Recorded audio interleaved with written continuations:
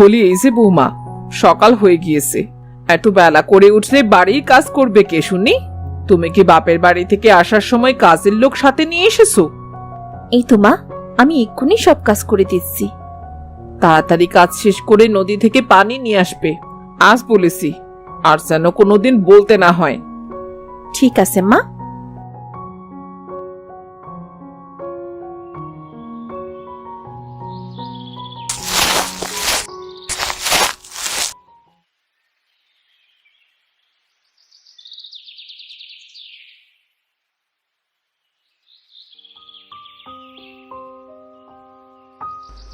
মা, সব কাজ শেষ হয়ে গিয়েছে মা।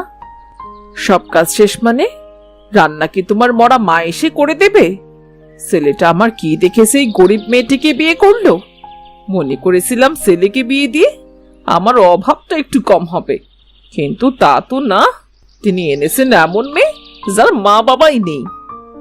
মা, আমি তো আপনার সব কাজ করে দিচ্ছি, তাহলে এমন করে কেন কথা বলছেন? মা তো ঠিক কথাই বলছে। আমি আমার বাবার বাড়ি থেকে কত সবকিছু নিয়ে আসি। তুমি তো থাকতে চাচার বাড়িতে, শুনলাম তারা নাকি খেতেও দিত না। যাই হোক, এইভাবে বলে লাভ নেই। এ নাও, এই কাপড়গুলো তাড়াতাড়ি ধুয়ে পরিষ্কার করে দাও দেখি। ভাবি, রান্নাটা শেষ করে কাপড় ধুই। ঠিক আছে, তাড়াতাড়ি যেন রান্নাটা শেষ হয়। আর ওই যে গরুটা রাখা আছে, ওকেও খেতে দিতে হবে। পাশে খড় আর ঘাস রাখা আছে। আজ সব বলে দিচ্ছি, তুমি নতুন তাই, কাল থেকে যেন আর কিচ্ছুটি বলতে না হয়। এই বলি যে যার মতো ঘরে চলে যায়। রূপা তার শাশুড়ি আর মালতীর কথা মতো রান্না শেষ করে, আর তারপর গরুকে খেতে দেয়। সব কাজ শেষ। সারাদিন কাজ করে শরীরটা কেমন ব্যথা করছে। এবার ঘরে যাই।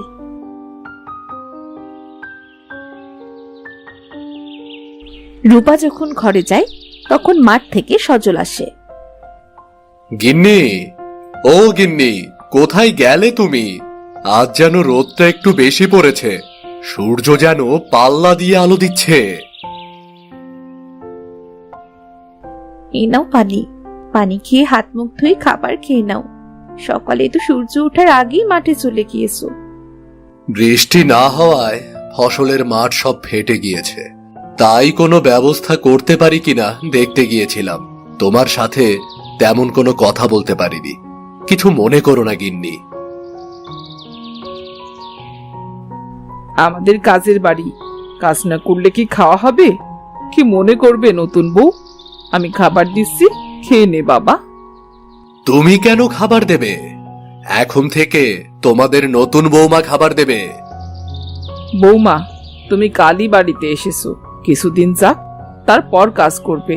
বাপ মা মরা মেয়ে, শুনেছি চাচা চাচি সারাদিন কাজ করিয়ে ঠিক মতো খেতেও দিত না। কত কষ্ট পেয়েছে মেয়েটা। তুই কলে যা তো। সারাদিন কত কাজ করলাম, কিন্তু মা বললো আমাকে কাজ করতে দেয় না। হায় আল্লাহ, আমার কপালে কি তুমি সুখ লিখোনি? আজ মনে হয় বৃষ্টি হবে। যাক, অবশেষে বিধাতার ডাক শুনেছেন।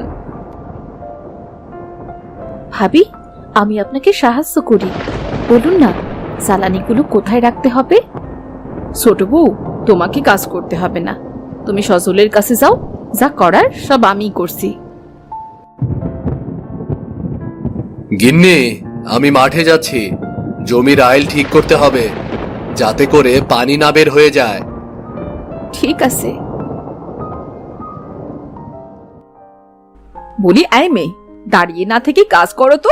জ্বালানিগুলো রান্নাঘরে রাখবে, হাঁস মুরগিগুলো তুলে ফেলো, আমি ঘরে যাচ্ছি। ঠিক আছে ভাবি।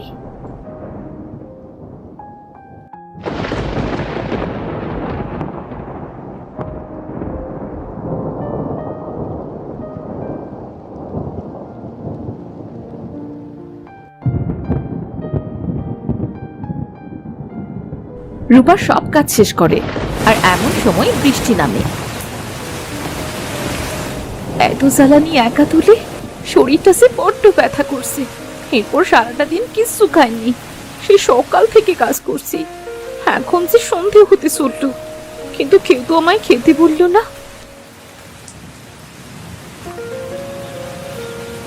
রূপা তার শাশুড়ির কাছে যায়। মা, আসলে আমার খুব খিদে পেয়েছে, সারাদিন কিছু খাইনি তো, যদি দুটো। বলি, নতুন বউ হয়ে খাবার চাইতে এসেছো?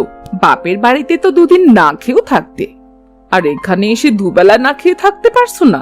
হাঁড়িতে ভাত নেই, রাতে রান্না হবে, তারপর খাবে। আচ্ছা ঠিক আছে মা।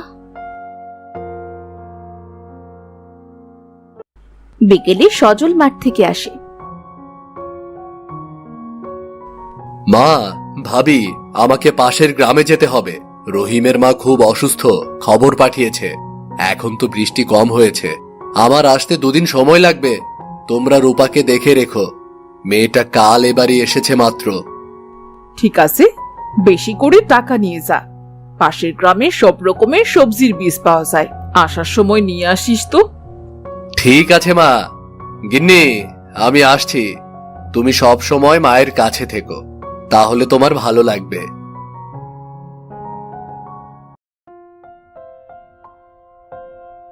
পরের দিন রূপা রান্না করে রেখে আসে। মালতী লুকিয়ে লুকিয়ে খাবারে ঝাল আর লবণ বেশি করে দিয়ে দেয়। শাশুড়ি খাওয়ার সময়, বৌমা, এ কি রান্না করেছো? যেমন ঝাল তেমনি লবণ। মা, তোমার ছোট বউ ইচ্ছে করেই এমনটা করেছে, যাতে আমরা কেউ খেতে না পারি। বিশ্বাস করুন ভাবি, আমি বুঝতে পারিনি সে তরকারিতে। এই যে নবাবের বেটি, ঝাল লবণ তরকারি কিনতে টাকা লাগে না? এগুলো কি তোর বাপ মা এসে কিনে দিয়ে যাবে? হ্যাঁ, হ্যাঁ লাগছে মা, ছেড়ে দিন, আমি এখন থেকে সব থেকে খেয়াল রাখবো। বলছি, আমি তোকে ছেড়ে দিচ্ছি। তুই আজ দিনের ভেতর তোর বাপের বাড়ি থেকে টাকা আনবি, আর তা না হলে এক্ষুনি বাড়ি থেকে বেরিয়ে যা। মা, আপনি তো সব জানেন, কে দেবে আমাকে টাকা? দয়া করে আমাকে এখানে থাকতে দিন, আমার যে আর যাবার মতো কোনো জায়গা নেই মা। সেটা আমরা কিভাবে বলবো? শোন, টাকা আনতে না পারলে তুই আর এই বাড়িতে ফিরবি না। এখন আমার ছেলেও বাড়িতে নেই, সে বাড়ি ফিরলে বলবো তুই মরে গেছিস। রূপার শাশুড়ি আর মালতী মিলে রূপাকে বাড়ি থেকে বের করে দেয়। রূপা কাঁদতে কাঁদতে হাঁটতে শুরু করে। সে হাঁটতে হাঁটতে জঙ্গলের ভেতর চলে যায়। আর হাঁটতে পারছি না, এই গাছটার নিচে একটু বসি, আমার যে খুব খিদেও পেয়েছে। হে বিধাতা, তুমি আমার কপালে সুখ লিখতে কি ভুলে গিয়েছো? এখন আমি যাবো কোথায়? চাচা চাচির বাড়ি গেলে তো ওরা আমায় মেরেই ফেলবে। কেমন জীবন দিলে তুমি আমায়। এই বলে রূপা যখন কাঁদছিল, তখন সেই রাস্তা দিয়ে এক বুড়ি যাচ্ছিল। রূপাকে কাঁদতে দেখে বুড়ি রূপার কাছে আসে আর তার কান্নার কারণ জানতে চায়। বুড়িমা, আমার এই পৃথিবীতে কেউ নেই। চাচা চাচির কাছে বড় হয়েছি, কিন্তু তারা আমাকে অনেক অত্যাচার করত। আর এরপর আমার বিয়ে হয়, সেখানেও বিধাতা আমার কপালে সুখ লিখেনি।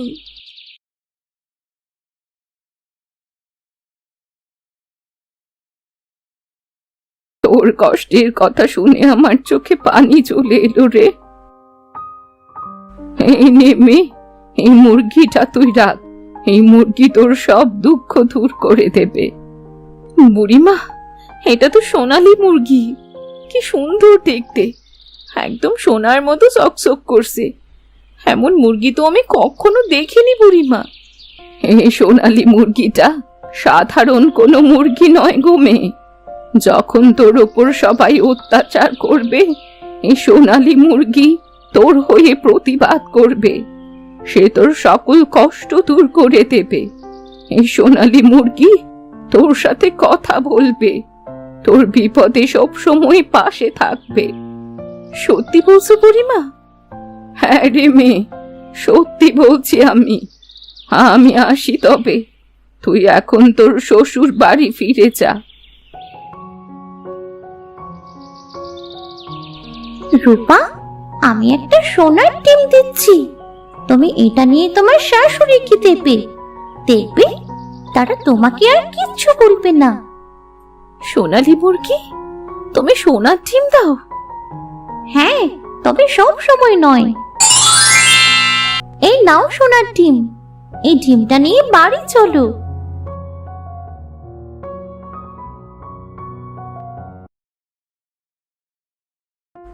রূপা সোনালি মুরগির কথা মতো ডিম ও সোনালি মুরগি নিয়ে বাড়ি ফিরে আসে।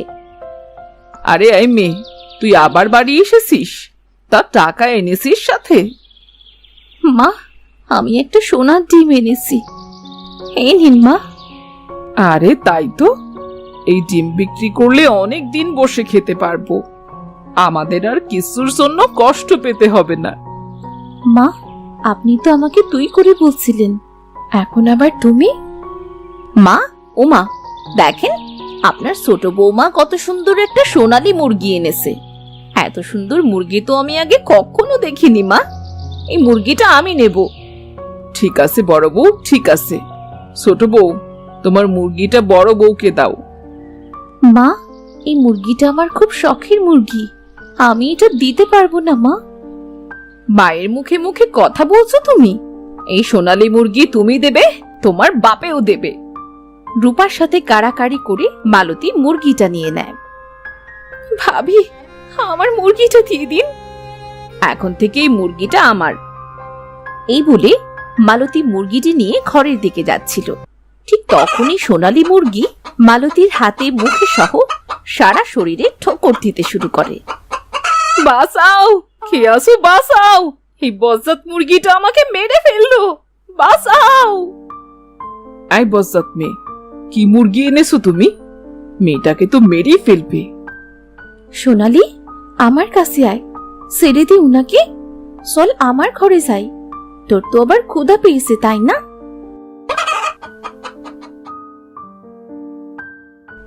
মা, এই মেয়ে ইচ্ছে করেই 10 সাল মুরগিটা এনেছে, যাতে আমাদের উপর প্রতিশোধ নিতে পারে।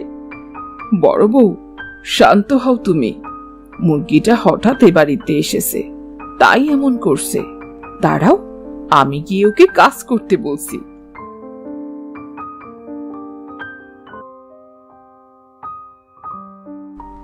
এই কি ছোট বউ, তোমার সোনালী মুরগিকে খাবার খাওয়াচ্ছ?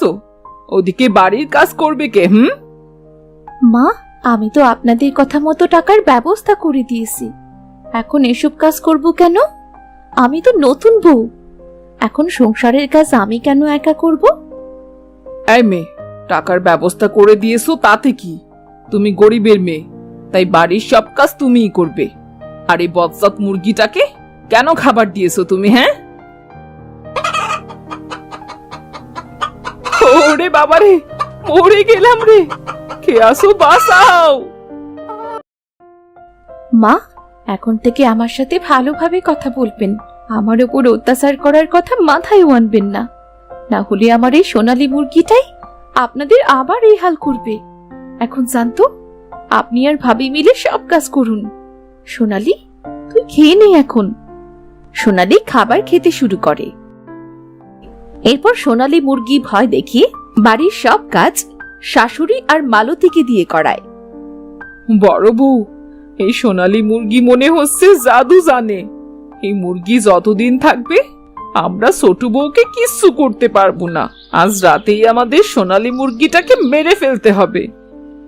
আপনি ঠিক কথাই বলেছেন মা, এখন শুধু রাতের অপেক্ষা। মালতী আর তার শাশুড়ি রাতের জন্য অপেক্ষা করতে থাকে। রূপা যখন ঘুমিয়ে পড়ে, তখন তারা চুপি চুপি সোনালী মুরগিকে বাইরে নিয়ে আসে। এরপর তারা একটা কাঁচি এনে সোনালী মুরগিকে যখনই মেরে ফেলতে যায়, ঠিক তখনই সোনালী মুরগি তার জাদু দিয়ে ওই কাঁচিটা দিয়েই মালতী আর তার শাশুড়িকে মারতে থাকে। আর তারা চিৎকার করতে থাকে। তাদের চিৎকার শুনে রূপা বাইরে বেরিয়ে আসে।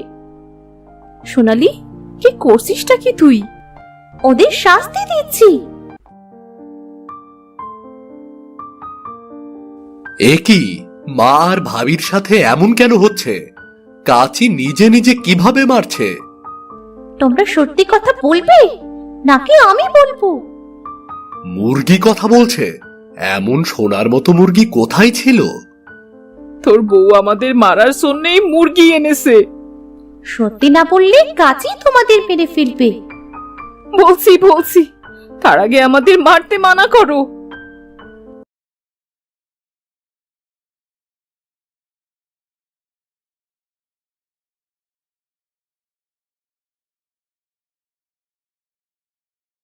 ছি মা, ছি। আমার বউ গরিব বলে এত কষ্ট দিয়েছো তোমরা তাকে, বাড়ি থেকে বের করে পর্যন্ত দিয়েছো। থাকবো না আমি তোমাদের সাথে, আমি আমার বউকে নিয়ে চলে যাব। যাস না বাবা, যাস না। সত্যি আমি ভুল করেছি, আমায় ক্ষমা করে দে। আমি আমার ভুল বুঝতে পেরেছি বাবা, আর কখনো এমন করব না। মা নিজের ভুল বুঝতে পেরেছে। আমরা কোথাও যাচ্ছি না। বোন, আমাকেও ক্ষমা করে দিও। সব যখন ঠিক হয়ে গেছে, এবার আমিও চলে যাচ্ছি। তবে এই পালকটা রাখো, যখন কোনো বিপদে পড়বে তখন আমায় স্মরণ করো, আমি আবার চলে আসবো। আর এই সোনার ডিমগুলো তোমার, রূপা, এগুলো তুমি অসময়ে ব্যবহার করো। আমি আসি তবে। ভালো থাকিস সোনালি। সোনালী মুরগি সবার থেকে বিদায় নিয়ে চলে যায়, আর এরপর থেকে সবাই রূপাকে ভালোবাসতে শুরু করে। সোনালী মুরগির দেওয়া সোনার ডিম বিক্রি করে তাদের সব অভাব চলে যায়।